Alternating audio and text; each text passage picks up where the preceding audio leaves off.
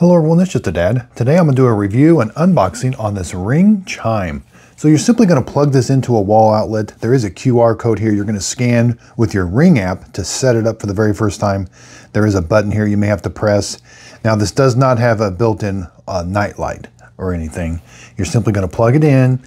You can hear, if somebody rings your doorbell, you can hear the chime, or if another Ring camera senses motion, you can also get a notification of a different chime through here also.